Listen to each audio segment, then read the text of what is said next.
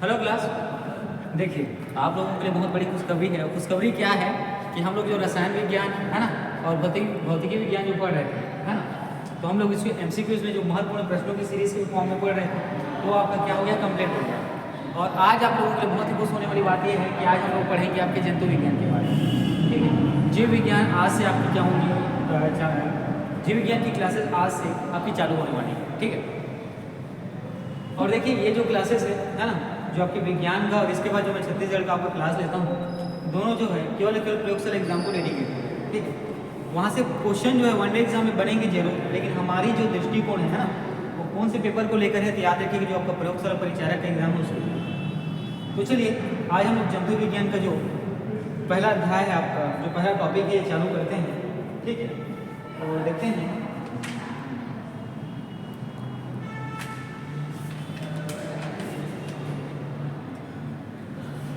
ठीक है, तो सबसे पहले तो जंतु विज्ञान की जो सामान्य जानकारी है उसके बारे में हम लोग पढ़ेंगे टॉपिक में, है ना।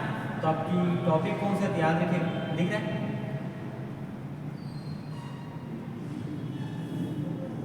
ठीक है, जंतु विज्ञान की जो सामान्य जानकारी। ठीक है, देखिए आप तो बोर्ड भी बहुत क्लीन दिख रहा है ना।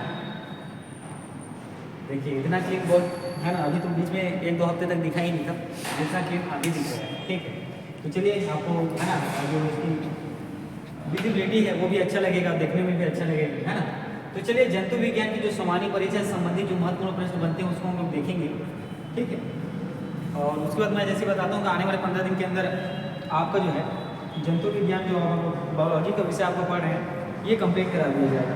ठीक है, उसके बाद जो प्रयोगशाला एग्जाम का जो छत्तीसगढ़ का पार्ट है वो आपका, इसके बाद जो क्लास आती है छत्तीसगढ़, वहाँ से हम लोग उसको देखते हैं। ठीक है, और उसके बाद हम कोशिश करेंगे जो आपका छात्रावास अधीक्षक का जो है ना नोटिफिकेशन जो जारी हुआ है कल 1 तारीख को, 1 मार्च को, उसके दिन हम लोग है ना उससे संबंधित जो है यहाँ पे विषयों के बारे में देखेंगे। तो ये सारी चीज़ें वहाँ भी इम्पोर्टेंट है ना।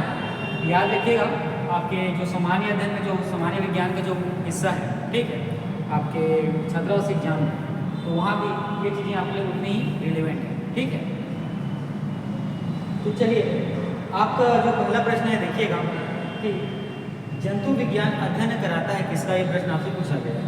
ठीक है, जंतु विज्ञान जो है किसका अध्ययन कराता है, ये प्रश्न आपसे पूछा गया है। ठीक है, तो यहाँ पर ऑप्शन ए है केवल जीवित जानवरों का, ऑप्शन बी है केवल जीवित वनस्पतियों का, ऑप्शन सी है जीवित और मृत जानवर दोनों का, है ना, और ऑप्शन डी है जीवित और मृत वनस्पति दोनों का।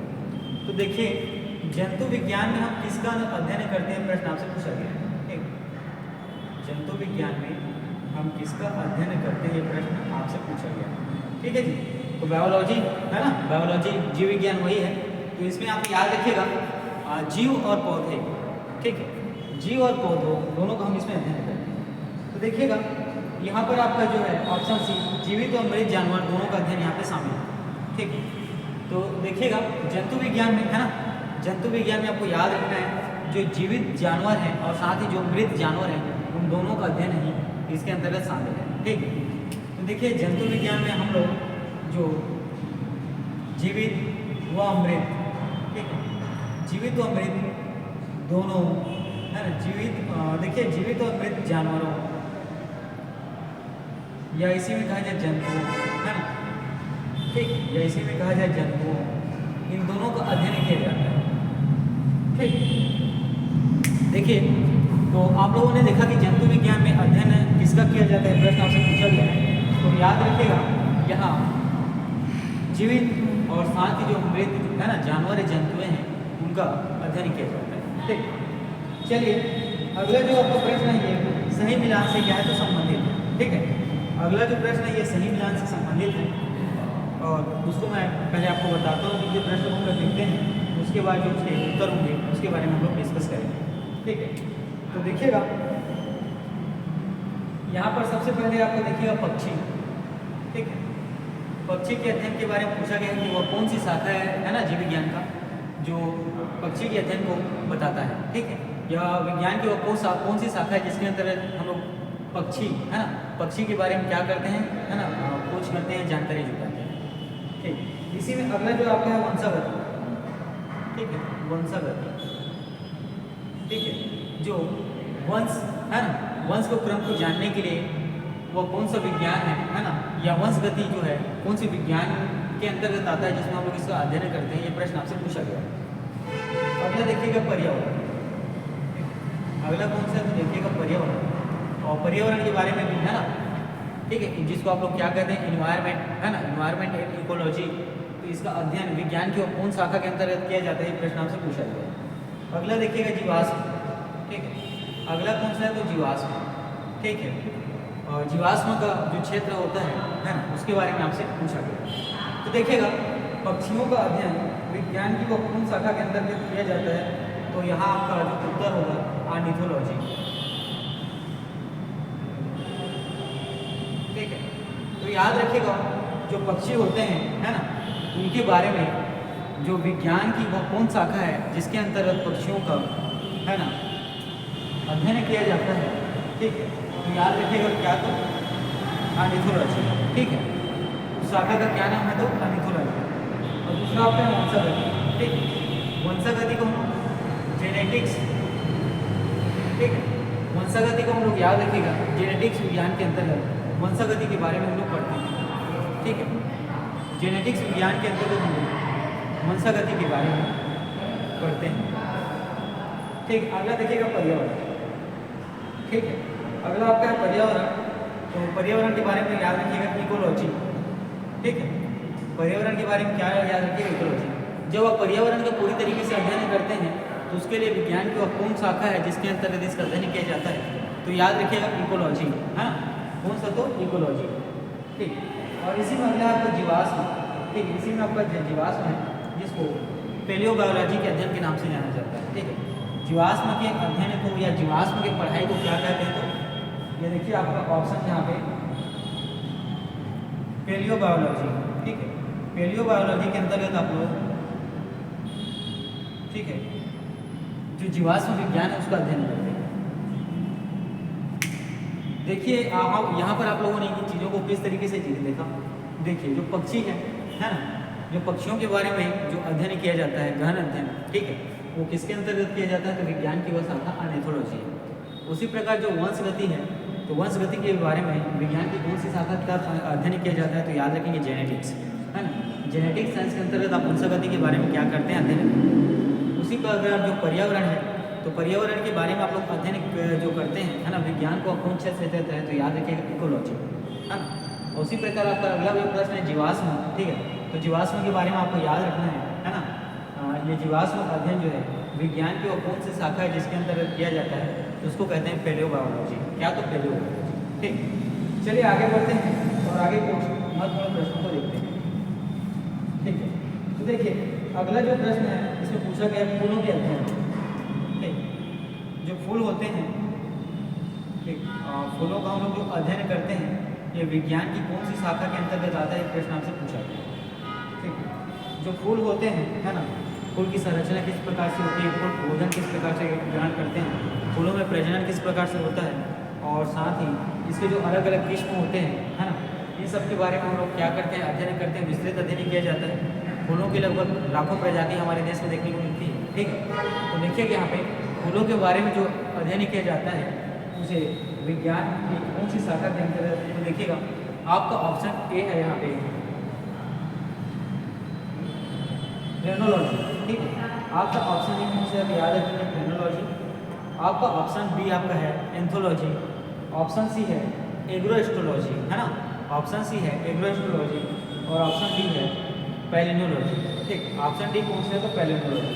तो याद रखिएगा फूलों के अध्ययन को एंथोलॉजी के नाम से जाना जाता है, ठीक है। आप फूलों या पुष्पों का जो अध्ययन करते हैं है ना, वैज्ञानिक अध्ययन करते हैं उसको एंथोलॉजी के नाम से जाना जाता है, क्या कहा जाता है तो एंथोलॉजी, ठीक है। यहाँ तक चीज़ें आपको क्लियर हुई। चलिए इसी में आगे बढ़ते हैं और आपका अगला प्रश्न देखते हैं।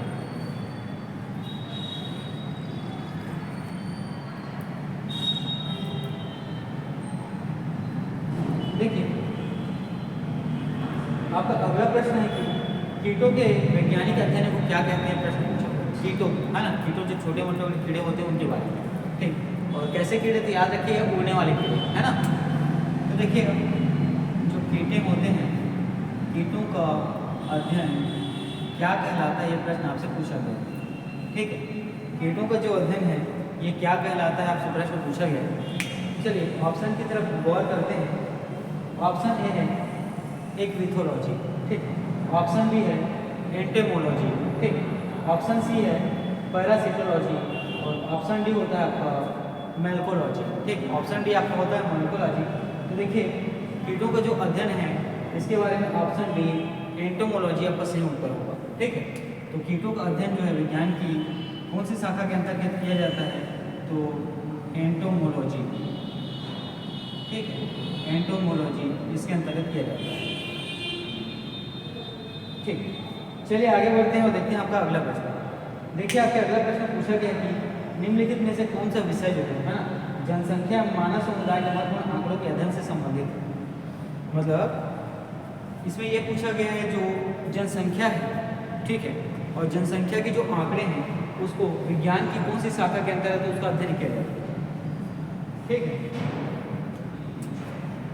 जनसंख्या कहने का मतलब लोगों की संख्या को ही जनसंख्या कहते हैं, ठीक है। पशुओं की जो संख्या उसी को ही क्या कहते हैं, जनसंख्या कहते हैं। पेड़ पौधों की जो संख्या है उसी को क्या कहते हैं, उनकी जनसंख्या कहते हैं, ठीक है। तो जनसंख्या व उनके आंकड़े को बताने वाला या जनसंख्या या उनके आंकड़ों के बारे में जानकारी हमें विज्ञान की किस शाखा के अंतर्गत अध्ययन करने से पता चलता है। तो चलिए ये प्रश्न आपसे पूछा है, ठीक है। जनसंख्या और जनसंख्या से संबंधित जो आंकड़े होते हैं, है ना, उसका जो जानकारी हमें विज्ञान की किस शाखा के अंतर्गत हम लोग जब पढ़ते हैं तो प्राप्त होता है। तो याद रखिएगा, ए है पारिस्थितिक विज्ञान, बी है अनुवांशिकी, सी है जनानकी और डी होता है आपका वायरस विज्ञान। तो याद रखिएगा ऑप्शन सी जनानकी यहाँ पर का सही उत्तर हो जाएगा, ठीक है, ठीक। तो ऑप्शन सी जनानकी जो है आपका क्या हो जाएगा, सही उत्तर हो जाएगा। चलिए आगे बढ़ते हैं और आपका अगला प्रश्न देखते हैं। विभिन्न संस्कृतियों के वैज्ञानिक विवरण के तुलनात्मक अध्ययन को क्या कहते हैं, ठीक है। देखिए जो अलग अलग संस्कृति होती है, कहने का मतलब देखिए हमारे छत्तीसगढ़ में है ना जो आदिवासी समुदाय हैं उनकी संस्कृति अलग होती है। उसी प्रकार आप देश के दक्षिण भारत में जाएंगे तो वहाँ के लोगों में है ना पहनावे में दरअसल धोती का पहनावे का थोड़ा सा प्रचलन देखने को आपको मिलता है ना। उनकी संस्कृति थोड़ी सी अलग होती है। यही चीज़ अब उत्तर भारत में जाते हैं तो आप वेस्टर्न ड्रेसेस ज़्यादा देखेंगे, है ना, जो पश्चिमी कपड़े होते हैं उनका पहनावा जो है आपके उत्तरी भारत में देखने को मिलता है। साथ ही आप जब पूर्वी भारत की ओर जाते हैं तो आदिवासी समुदाय की जो प्रचलित संस्कृति वो आपको देखने को मिलती है। तो इसी संस्कृति के बारे में पूछा गया है कि संस्कृति के वैज्ञानिक विवरण के तुलनात्मक अध्ययन को विज्ञान की कौन सी शाखा के अंतर्गत उसके बारे में हम लोग पढ़ते हैं, है ना। देखिएगा आपका प्रश्न है कि संस्कृति के जो वैज्ञानिक तुलनात्मक अध्ययन, ठीक है, संस्कृति के जो वैज्ञानिक विवरण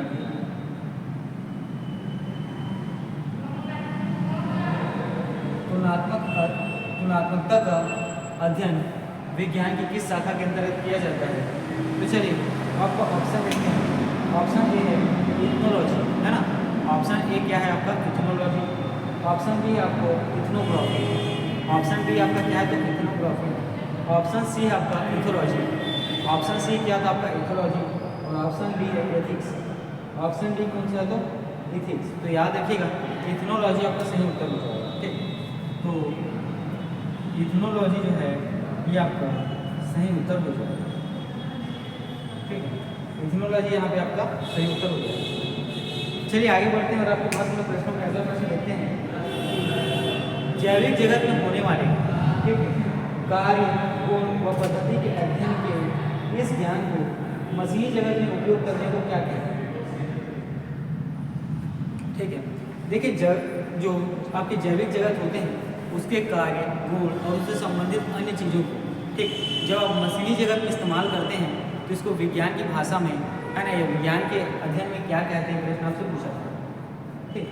तो देखिएगा यहाँ पे जो जैविक जगत में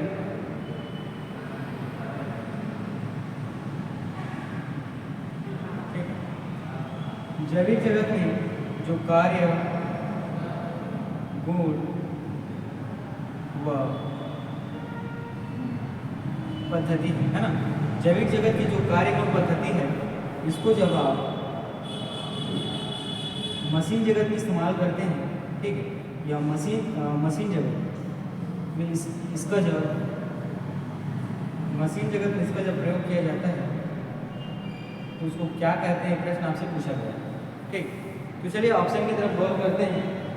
ऑप्शन ए है आपका बायोनिक्स, ठीक। ऑप्शन बी है आपको बायोनोमिक्स, ऑप्शन सी है आपका बायोनॉमिक, है ना, और ऑप्शन डी देखिएगा बायोमेट्रिक। तो याद रखिएगा बायोनिक्स आपका उत्तर ए सही हो जाएगा, ठीक है। तो यहाँ पर आपका जो उत्तर होगा ये होगा बायोनिक्स, है ना। यहाँ पे उत्तर क्या होगा तो आपको याद रखना है बायोनिक्स, ठीक। चलिए आगे बढ़ते हैं और इसी में कुछ अन्य महत्वपूर्ण प्रश्नों को देखते हैं, ठीक है। आगे बढ़ते हैं और इसी में कुछ अन्य महत्वपूर्ण प्रश्नों को देखते हैं। देखिएगा इसके बाद आपका अगला प्रश्न है कि पैलियो वनस्पति के अंतर्गत किसका अध्ययन किया जाता है, ठीक। वनस्पति है ना, वनस्पति कहने का मतलब है ना, वनस्पति कहने का मतलब क्या समझते हैं आप, हरित वर्णक, है ना, हरित वर्णक जिसमें आपको क्या हरे रंग के, ठीक है, पेड़ पौधे देखने को मिलते हैं, ठीक। तो वनस्पति कहने का मतलब आप लोगों ने क्या समझा, पेड़ पौधे। कैसे वनस्पति, तो हरे रंग के, है ना, जिसमें क्या होता है, हरी वर्णक उपस्थित होता है, ठीक। तो यहाँ पर आप लोग देखते हैं कि पैलियो वनस्पति के अंतर्गत किसका अध्ययन किया जाता है, प्रश्न आपसे पूछा गया है।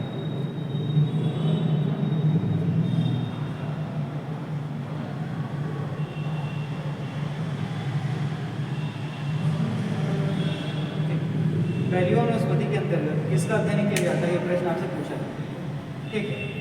तो यहाँ पर देखिएगा आपका जो उत्तर है ये है आपका ऑप्शन ए जो है जंतु जीवाश्म का, है ना, जंतु और जीवाश्म। ऑप्शन बी है आपका शैवाल का, ठीक। ऑप्शन बी आपका क्या है तो याद रखिएगा शैवाल का। ऑप्शन सी है फफूंदी का, ऑप्शन सी है क्या है फफूंदी का, और ऑप्शन डी है इनमें से कोई नहीं। तो देखिए आपके इस प्रश्न में आपका उत्तर नहीं बताया गया, फिर भी मैं यहाँ पे बताता हूँ। जो पैलियो वनस्पति है इसमें किसका अध्ययन किया जाता है, तो यहाँ पर तो आपका ऑप्शन डी आया है इनमें से कोई नहीं। इसके अंतर्गत आप पादप वनस्पति का इस्तेमाल करते हैं, है ना, इसके अंतर्गत आप पादप वनस्पतियों का अध्ययन करते हैं, ठीक। पादप वनस्पतियों का इस्तेमाल करके इसका क्या किया जाता है, अध्ययन किया जाता है, ठीक। तो जो पैलियो वनस्पति है इसके अंतर्गत किसका अध्ययन किया जाता है, तो याद रखिएगा पादप वनस्पति।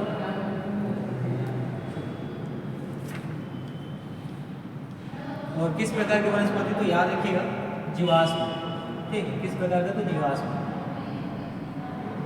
ठीक है। इसके बारे में हम लोग थोड़ी देर पहले हम लोग लिखा था, देखिए जीवाश्म जिसको पैलियोबायोलॉजी, है ना, जीवाश्म के अंतर्गत किस, जीवाश्म की वह कौन शाखा है, या ऐसा कहें आपकी पैलियोबायोलॉजी के अंतर्गत हम लोग किसका अध्ययन करते हैं, तो वो होता है जीवाश्म, और इसी जीवाश्म के बारे में यहाँ पर पूछ सकते हैं, ठीक।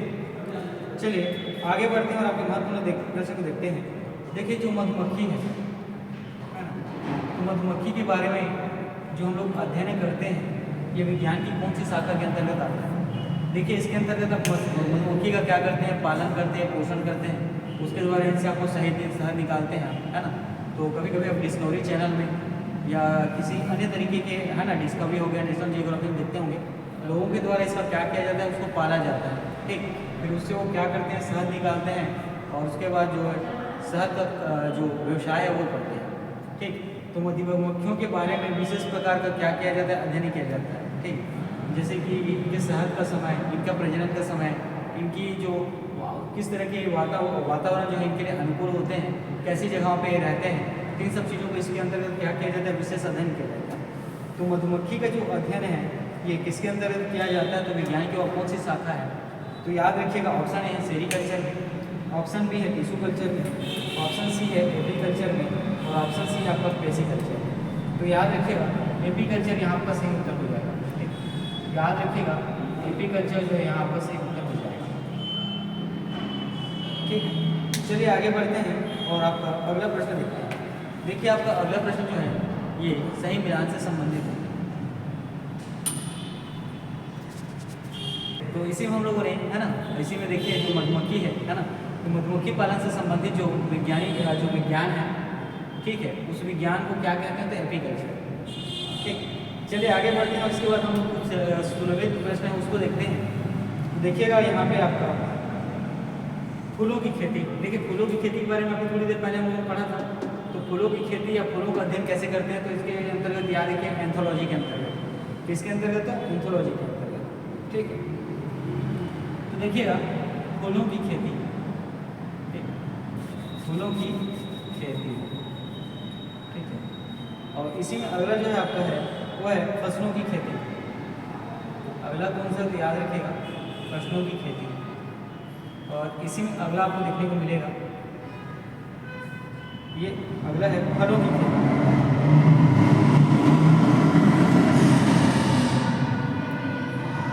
ठीक है, अब देखिए ये सब विज्ञान की किस शाखा के अंतर्गत इनका अध्ययन किया जाता है। ठीक, फूलों को क्या किया जाता है? उगाया जाता है ना। फूलों की फसल लगाई जाती है, तो फूलों की क्या होती है? खेती होती है। तो विज्ञान की कौन सी शाखा के अंतर्गत हम फूलों का क्या करते हैं? अध्ययन करते हैं, फूलों के बारे में पढ़ते हैं, फूलों की सभी चीज़ों के बारे में पढ़ते हैं कि कौन सा मौसम इसके लिए ठीक है ना, इनकी प्रजनन की प्रक्रिया किस प्रकार से होती है। दूसरा ये आपको देखने को मिलता है फूलों में कि ठीक है इनके अलग अलग जो स्पेसीज हैं, अलग अलग किस्म के जो फूले होते हैं, और साथ ही जो मौसम, किस मौसम में कौन से फूल आपको देखने को मिलते हैं, इन सब के बारे में। तो फूलों की खेती का अध्ययन जो किया जाता है उसको क्या कहते हैं? तो याद रखिएगा फ्लोरिकल्चर। क्या कहते हैं? तो याद रखिएगा फ्लोरिकल्चर। फूलों के अध्ययन को क्या कहते हैं? तो याद रखिएगा फ्लोरिकल्चर। उसी प्रकार अगला जो फसल है ना, इसमें बहुत सारे प्रकार के अलग अलग प्रकार के क्या होते हैं? फसल आते हैं।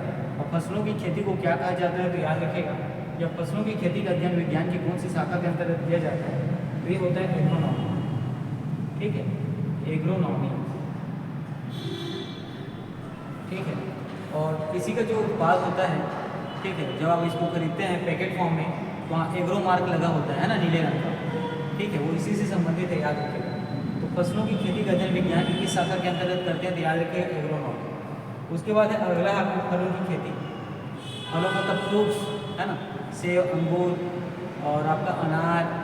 ठीक है, इस तरीके के जो फ्रूट्स हैं इनकी खेती जो है ना, विज्ञान की किस इनकी खेती का अध्ययन जो है विज्ञान की किस शाखा के अंतर्गत किया जाता है?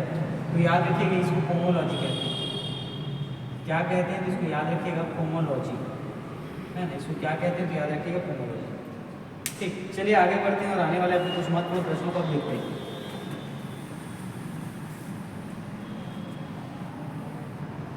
ठीक है, देखिए आपका जो अगला प्रश्न है, इस प्रश्न में पूछा गया कि सब्जी के लिए काम आने वाले पौधे के अध्ययन को क्या कहते हैं। ठीक, मतलब ऐसे पौधे जो क्या होते हैं जिसका इस्तेमाल हम लोग सब्जी के रूप में कहते हैं, और इसको जब हम लोग विज्ञान में पढ़ते हैं तो वो विज्ञान की कौन सी शाखा के अंतर्गत आता है, ये प्रश्न हमसे पूछा गया। ठीक, तो सब्जी के लिए है ना, सब्जी के काम आने वाले जो पौधे होते हैं, ठीक, इनके अध्ययन को क्या कहा जाता है, ये प्रश्न आपसे पूछा गया है। ठीक, तो देखिएगा यहाँ पर आपका जो है ऑप्शन ए है फ्लोरिकल्चर है ना। ऑप्शन ए कौन सा है आपका? फ्लोरिकल्चर है। ऑप्शन बी है आपका पोमोलॉजी। ठीक, ऑप्शन बी आपका कौन सा है? तो याद रखिएगा पोमोलॉजी है ना। और ऑप्शन सी जो है आपका शहद। ठीक, ऑप्शन सी आपका है शहद और ऑप्शन डी होता है अंगूर। देखिएगा सब्जी के काम आने वाले जो पौधे होते हैं इनका हम लोग जब अध्ययन करते हैं, इनको पढ़ते हैं, तो विज्ञान की किस शाखा के अंतर्गत आता है जिसके अंतर्गत इसका अध्ययन किया जाता है?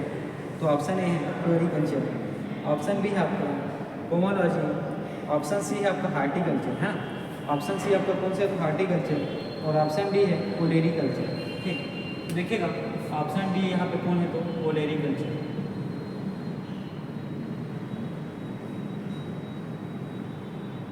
ठीक है, तो देखिए यहाँ पे ऐसे पौधे हैं जिनका हम लोग सब्जी के रूप में इस्तेमाल करते हैं और इसके बारे में हम लोग विज्ञान में पढ़ते हैं, तो कौन से विज्ञान की शाखा के अंतर्गत आता है? तो याद रखिएगा ओलेरीकल्चर। ठीक है, चलिए आगे बढ़ते हैं और अगला प्रश्न देखेंगे। अगला प्रश्न भी आपको जो सही मिलान है ना, सही सुनिश्चित करना, उससे पूछा गया है। तो देखिए सबसे पहले आपका एपीकल्चर। ठीक, सबसे पहले यहाँ पे देखिएगा आप एपीकल्चर। ठीक, तो एपीकल्चर के अंतर्गत किसके बारे में हम लोग अध्ययन करते हैं, ये प्रश्न आपसे पूछा जाएगा। दूसरा है आपका सेरीकल्चर। ठीक, दूसरा है आपका सेरीकल्चर और सेरीकल्चर के अंतर्गत हम लोग विज्ञान की किस शाखा के बारे में पढ़ते हैं, प्रश्न आपसे पूछा जाएगा।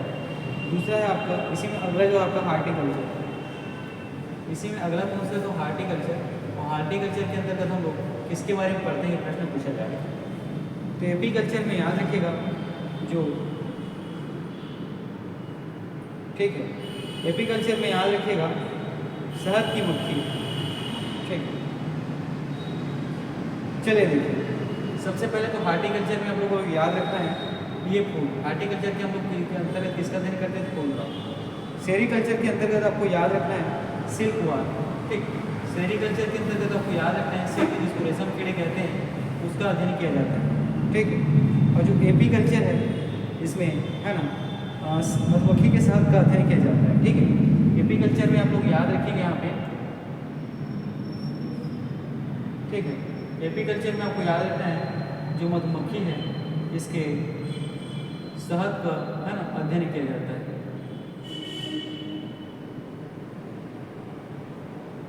ठीक है। इतनी चीज़ें हुई।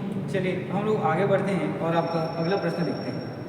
देखिए अगला प्रश्न जो है ये भी जो सही सुनिश्चित करना है उससे संबंधित है। तो देखिएगा इसमें कौन सी जोड़ी सही है, ये प्रश्न आपसे पूछा गया है। तो सबसे पहले देखिए लेक्सिकोग्राफी, ठीक है। सबसे पहले तो देखिएगा ये क्या है, तो लेक्सिकोग्राफी। और लेक्सिकोग्राफी के अंतर्गत किसका अध्ययन किया जाता है, ये प्रश्न आपसे पूछा गया है। तो याद रखिएगा लेक्सिकोग्राफी के अंतर्गत शब्दकोश का संकलन या संयोजन किया जाता है, ठीक है। लेक्सिकोग्राफी के अंतर्गत याद रखिएगा शब्दकोश का अध्ययन या संकलन किया जाता है, ठीक। लेक्सिकोग्राफी के अंतर्गत अब याद रखना है शब्दकोश का अध्ययन या संकलन किया जाता है, ठीक है। चलिए इसी में आगे बढ़ते हुए देखेंगे आपका अगला प्रश्न, विटीकल्चर के द्वारा निम्नलिखित में से कौन सा उत्पादित होता है, ठीक। तो विटीकल्चर के अंतर्गत हम लोग किसके बारे में अध्ययन करते हैं, प्रश्न आपसे पूछा गया है, ठीक। विटीकल्चर के अंतर्गत हम लोग किसके बारे में अध्ययन करते हैं, ये प्रश्न आपसे पूछा गया है। तो ऑप्शन ए है आपका सी, ऑप्शन बी है आपका केचुआ, ठीक। ऑप्शन बी है आपका केचुआ, ऑप्शन सी यहाँ पे आपका शहद और ऑप्शन डी है अंगूर। तो विटीकल्चर के अंतर्गत हम लोग है ना अंगूर का अध्ययन करते हैं, ये आप याद रखिए, ठीक है। विटीकल्चर के अंतर्गत अंगूर का अध्ययन किया जाता है ना। विटीकल्चर के अंतर्गत किसका अध्ययन करते हैं, तो अंगूर का। चलिए अगला जो प्रश्न है कीट संवर्धन क्या है, प्रश्न आपसे पूछा गया। अगला जो प्रश्न है यहाँ पूछा गया है कि कीट संवर्धन क्या है ना। अगला प्रश्न क्या पूछा गया है, तो कीट संवर्धन के बारे में। तो कीट संवर्धन क्या है, प्रश्न आपसे पूछा गया है। ऑप्शन ए है कीटों की वृद्धि का विज्ञान, ठीक। कीटों की वृद्धि का विज्ञान। ऑप्शन बी है जंतुओं के अध्ययन करने का विज्ञान। ऑप्शन बी है जंतुओं के अध्ययन करने का विज्ञान। ऑप्शन सी है मछलियों के अध्ययन करने का विज्ञान। और ऑप्शन डी है कीटों को मारने का विज्ञान। तो याद रखिएगा जो कीट संवर्धन क्या है, तो याद रखेंगे कीटों की वृद्धि करने का विज्ञान, ठीक है। ऑप्शन ए है कीटों की वृद्धि करने का विज्ञान,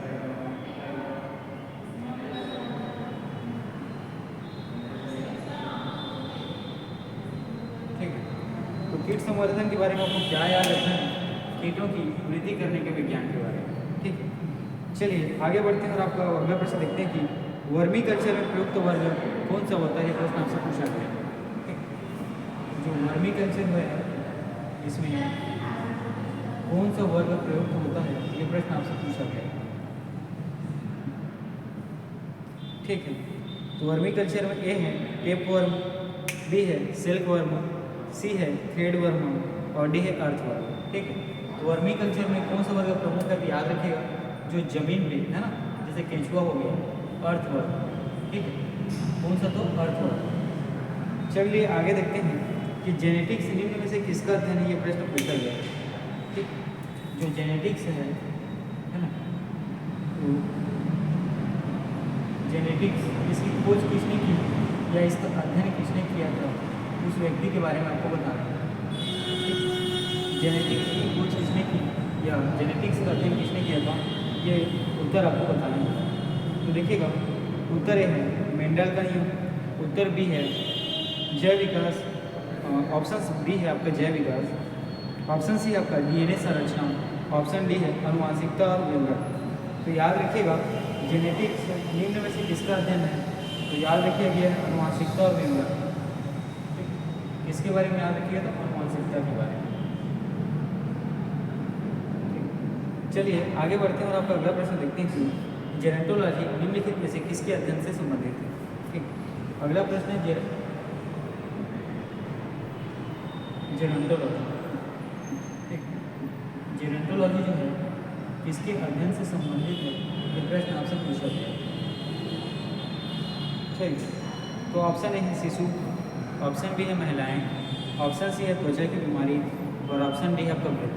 ठीक है, जो वृद्ध होते हैं ना, जो वृद्ध व्यक्ति होते हैं उनके जो अध्ययन है ना, उनके उस समय की मानसिकता, साथ ही शारीरिक संरचना और अन्य जो उनके मनोभावों की जो अध्ययन है वो जेरोंटोलॉजी के अंतर्गत आता है। ठीक है, चलिए अगला प्रश्न देखते हैं कि वृद्धावस्था एवं काल प्रभाव के विषय में ज्ञान प्राप्त करने की चिंता को क्या कहते हैं, प्रश्न आपसे पूछा गया है। ठीक है, देखिए इसी प्रश्न को फिर से पूछा गया, अलग तरीके से पूछा गया कि वृद्धावस्था एवं काल प्रभाव के विषय में ज्ञान प्राप्त करने की विधा को क्या कहते हैं, तो याद रखिएगा जेरोंटोलॉजी, है ना। चलिए आगे बढ़ते हैं, जीर्ण वृद्ध होने की प्रक्रिया के अध्ययन को क्या कहते हैं, प्रश्न आपसे पूछा गया है। तो याद रखिएगा ये भी होता है जेरोंटोलॉजी, है ना। वृद्ध या जीर्ण होने के अध्ययन को क्या कहा जाता है, तो याद रखिएगा जेरोंटोलॉजी। इसी में अगला है अस्थियों का अध्ययन विज्ञान की किस शाखा के अंतर्गत किया जाता है, याद रखिएगा अस्थियों का जो अध्ययन है ये विज्ञान की किस शाखा के अंतर्गत किया जाता है, प्रश्न आपसे पूछा गया। ठीक है, चलिए ऑप्शन की तरफ गौर करते हैं, तो देखिएगा आपका ऑप्शन ए है ऑस्टियोलॉजी, ऑप्शन बी है यूरोलॉजी, ऑप्शन सी है सेरोलॉजी और ऑप्शन डी है जियोलॉजी। तो ऑप्शन ए है आपका ऑस्टियोलॉजी। ठीक है, ऑप्शन ए आपका कौन सा था, ऑस्टियो, है ना, ऑस्टियोलॉजी। ठीक, तो जो अस्थियों का अध्ययन है ये विज्ञान की किस शाखा के अंतर्गत किया जाता है, तो याद रखिए ऑस्टियोलॉजी।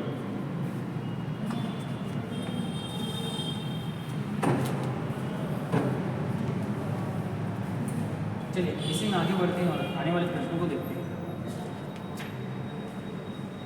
जो हड्डियों की पढ़ाई विज्ञान की किस शाखा के अंतर्गत आता है आपको बताना। ठीक, जो हड्डी होती है, हड्डियों की पढ़ाई जो है ये विज्ञान की किस शाखा के अंतर्गत किया जाता है, ये प्रश्न आपसे पूछा गया है।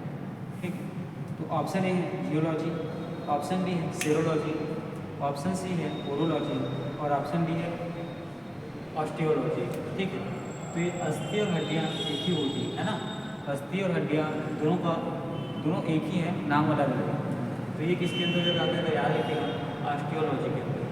ठीक, किसके अंतर्गत इसका अध्ययन किया जाता है, तो ऑस्टियोलॉजी के अंतर्गत। ठीक है, चलिए आगे बढ़ते हैं और आप अगला प्रश्न देखते हैं। जो सांप है ना, सांप जिसे आप सर्पपक्षी कहते हैं, इनके बारे में जो अध्ययन किया जाता है वो विज्ञान की किस शाखा के अंतर्गत किया जाता है। आपको देखिए एक है सर्पेटोलॉजी, बी है ऑर्निथोलॉजी, सी है हर्पेटोलॉजी और डी है एक्वेथोलॉजी। तो सर्पेटोलॉजी आपका सही उत्तर हो जाएगा। ठीक है, तो सर्पेटोलॉजी जो है ये आपका सही उत्तर हो जाएगा। अगला है आपका देखिए कि हाइड्रोपोनिक्स क्या है, प्रश्न आपसे पूछा गया है। अगला जो है हाइड्रोपोनिक्स क्या है, ये प्रश्न आपसे पूछा गया है।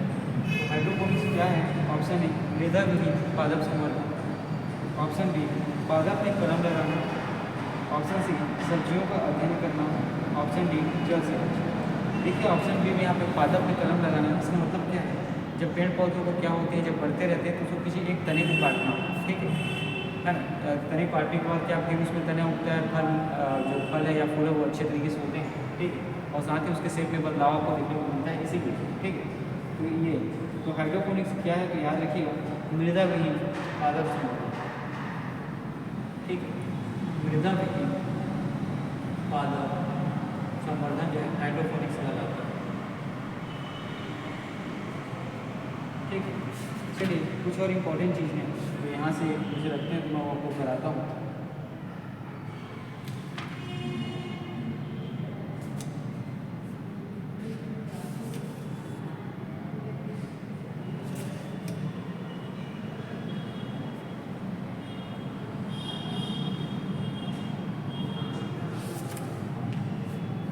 देखिएगा, जैसे एक है पोरोलॉजी, ठीक, पोरोलॉजी।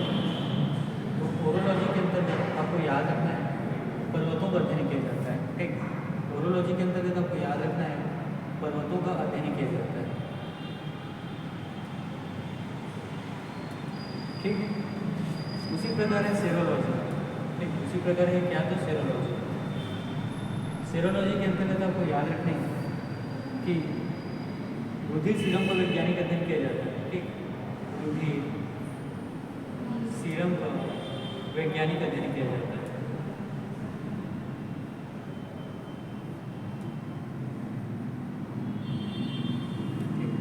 सेरोलॉजी के अंतर्गत आपको याद रखना है जो रुधिर सीरम है इसका वैज्ञानिक अध्ययन किया जाता है।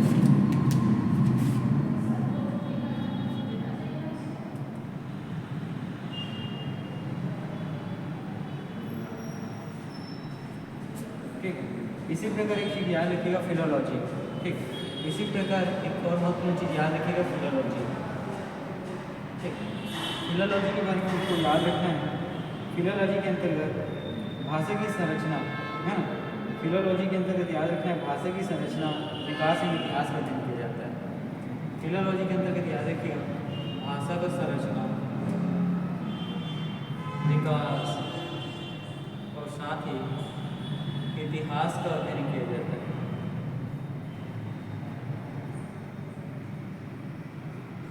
ठीक है, चलिए इन सब चीज़ों को हम लोग एक बार जीव रिवीजन के तौर पे फिर से देखते हैं, है ना। तो आप अच्छे से इन सब चीज़ों को याद रखिएगा, ठीक है।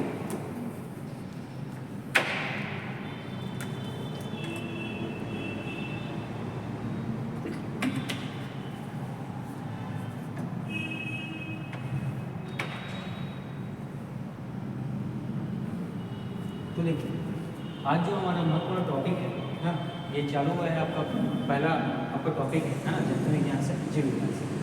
तो जीव विज्ञान की सामान्य कुछ जानकारी और उनके क्षेत्र के बारे में हम लोगों ने देखा, ठीक। तो इसमें हम लोग देखते हैं कि जंतु विज्ञान के अंतर्गत अध्ययन किसका किए जाते हैं, तो याद रखिएगा साथ ही जो जैविक और मृत जंतु हैं दोनों, और पक्षी है ना, जो पक्षियों का अध्ययन विज्ञान की किस शाखा के अंतर्गत किया जाता है, तो याद रखिए ऑर्निथोलॉजी। उसी प्रकार जो वंशगति होता है जेनेटिक्स, इसके बारे में हम जेनेटिक्स विज्ञान में अध्ययन करते हैं। जो पर्यावरण है ना, जो हमारे आसपास का वातावरण है, इसको हम लोग इकोलॉजी जो आपका विषय है उसके अंतर्गत अध्ययन करते हैं। जीवाश्म के बारे में जो अध्ययन है ये पैलियोबायोलॉजी के अंतर्गत किया जाता है। साथ ही जो फूलों का अध्ययन है, ठीक है, ये एंथोलॉजी के अंतर्गत किया जाता है, आपको याद रखिए। जो कीटों होते हैं है ना, छोटे छोटे उड़ने वाले कीट होते हैं, इनका अध्ययन जो है एंटोमोलॉजी के अंतर्गत किया जाता है। उसी प्रकार जो जनसंख्या है और साथ ही जनसंख्या के जो संबंधित आंकड़े या अन्य किसी प्रकार की जानकारी जो है जनांकीय विज्ञान के अंतर्गत किया जाता है। अगला जो है जो संस्कृति होता है, वैज्ञानिक विवरण तुलनात्मक है ना, संस्कृति का जो अलग अलग तरीके से जो उसका विवरण है ना, तुलनात्मक विवरण जो किया जाता है ये एंथोलॉजी के अंतर्गत किया जाता है, इथनोलॉजी के अंतर्गत किया जाता है।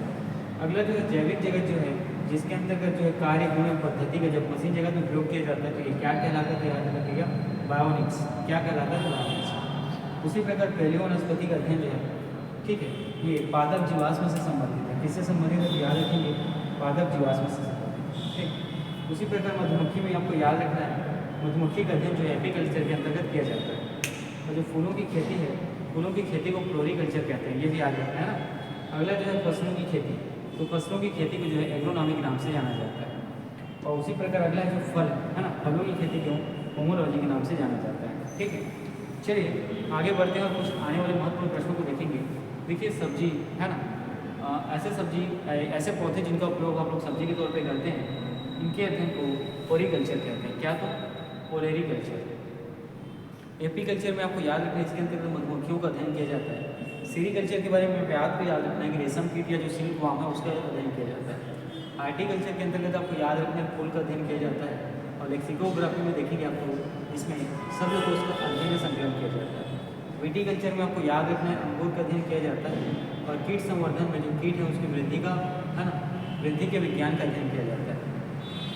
उसके बाद है वर्मी कल्चर है ना, वर्मी कल्चर वर्ग का प्रयुक्त में याद रखिए अर्थवान के बारे में क्या किया जाता है, प्रमुखता से अध्ययन किया जाता है। जेनेटिक्स को जो अध्ययन में आपको याद रखेंगे आनुवांशिकता के बारे में अध्ययन किया जाता है। और जेनेटोलॉजी में अध्ययन किया जाता है, याद रखिए जो वृद्धि होता है उसका विकास का, ठीक। अस्थियों के अध्ययन के विज्ञान की कौन से शाखा के अंतर्गत की जाती है? तो याद रखिए ऑस्टियोलॉजी। हड्डियों है ना की पढ़ाई विज्ञान की किस शाखा के अंतर्गत किया जाता है? तो याद रखिए ऑस्टियोलॉजी। और सांप के जो सर्प होते हैं उनके बारे में अध्ययन जो सर्पेटोलॉजी के अंतर्गत किया जाता है। हाइड्रोपोनिक्स क्या है? तो याद रखिएगा मृदा विहीन पादप संवर्धन, तो हम लोग हाइड्रोपोनिक्स के नाम से जानते हैं। ओरोलॉजी जो है जहाँ पर्वतों का अध्ययन किया जाता है, ठीक है। और जो सेरोलॉजी है यहाँ जो है रुधिर सीरम का वैज्ञानिक अध्ययन किया जाता है। और फिलॉलॉजी के बारे में याद रखें भाषा की संरचना विकास एवं इतिहास का अध्ययन। फिलॉलॉजी जो है भाषा की संरचना विकास एवं इतिहास का अध्ययन इसके अंतर्गत किया जाता है। चलिए हम लोगों ने जो आज के विज्ञान के आपके जो पहला टॉपिक है यहाँ पर हम लोगों ने सामान्य ज्ञान के तौर पे उनके अध्ययन के अलग अलग क्षेत्रों को देखा, साथ ही है ना उन क्षेत्रों में किस प्रकार से उसका अध्ययन किया जाता है, इस सब चीज़ों के बारे में वो आगे वीडियो में विस्तृत से देखेंगे। फिलहाल कुछ विशेष क्षेत्र हैं जिसके बारे में हम आने वाले समय में पढ़ेंगे, उसको मैंने आपको यहाँ वीडियो के माध्यम से बता दिया, ठीक। तो आज का क्लास मैं यहीं तक रखता हूँ। इसके बाद हम लोग थोड़ी देर बाद इसका है ना जो जीव विज्ञान है इसका दूसरा क्लास आपको मिलेगा, ठीक है। चलिए।